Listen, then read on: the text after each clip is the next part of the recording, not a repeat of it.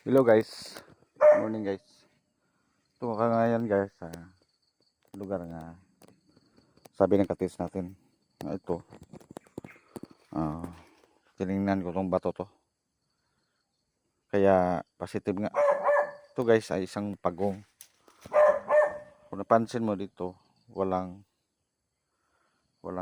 paa. Pero dito mayroong isa. Yan o.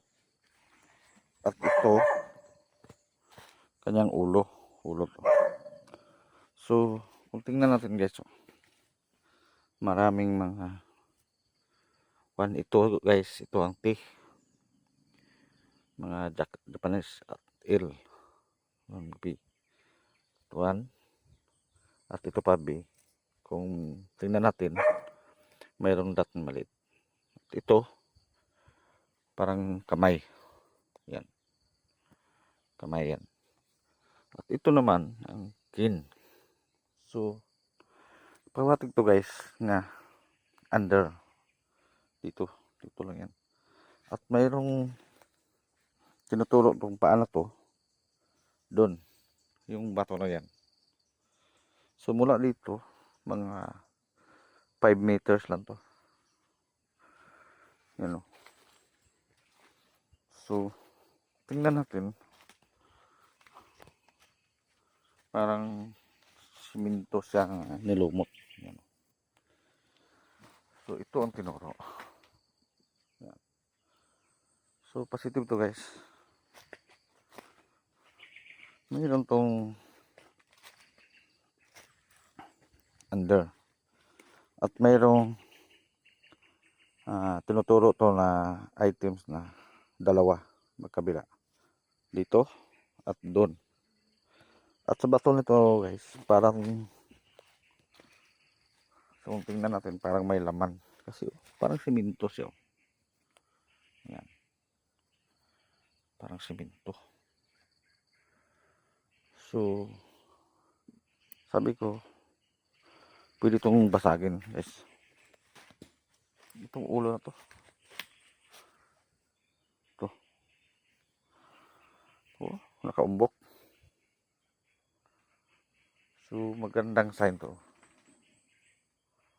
magandang sign guys. Kaya sure na marker to. Oh, tingnan natin ng pagong, yan. So may pa siya doon, nakaturo doon. So gandang sign yung ito ay kin. So kamay, at may ilo, posible rin nga may ito, may tinuturo to doon, siguro ito tinignan doon, yan o, L o. So mahaba doon, so doon may tinuturo. Kaya mula dito 5 meters at ito din may tinuturo din o. So magkaisang direksyon. So parang tatlo ata yung ang kalibing dito guys. Tingnan natin, pagong talaga. Magandang marker to, positive result to guys. Pagong talaga yan. Ayan. So yun lang guys, magpakita ko sa inyo na sign, positive sign to guys. Ganda. At ito guys, oh, ayan, parang box yan. So yun lang guys, maraming salamat sa susunod ng video guys. Pag ito ay titirahin na, malalaman natin yan kasi ipakita ko sa inyo guys. Yan lang guys, ganda.